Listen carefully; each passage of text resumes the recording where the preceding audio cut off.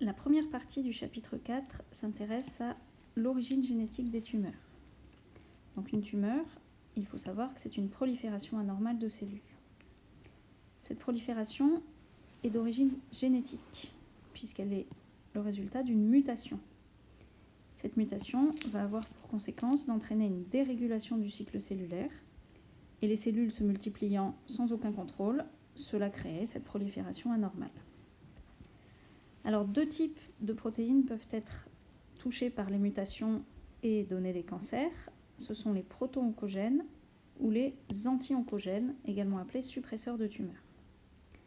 Donc, dans le cas des proto-oncogènes, qui lorsqu'ils sont mutés deviennent des oncogènes, eh bien, le rôle de ces gènes est normalement d'accélérer la prolifération.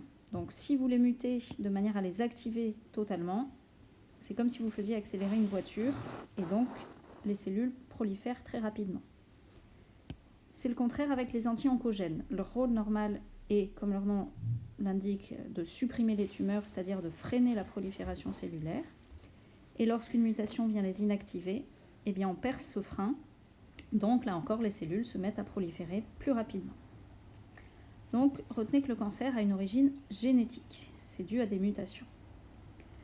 Toutefois, ce serait trop simple.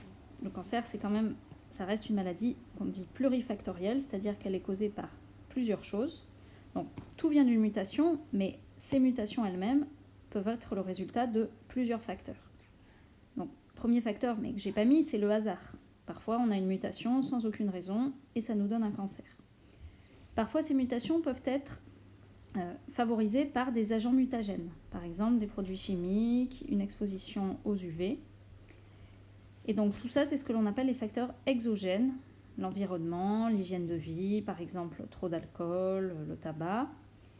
Et donc ces facteurs exogènes, en général, ils sont modifiables, en tout cas dans une certaine mesure, et c'est là qu'intervient la prévention primaire. Malheureusement, il y a aussi des facteurs qu'on dit endogènes. Ces facteurs-là ne sont pas modifiables, c'est l'hérédité, les gènes dont on hérite de ses parents, et parfois les mutations qui causent les cancers, eh bien en fait on en hérite. Et donc là, évidemment, on ne peut pas changer ces gènes. Merci de votre attention.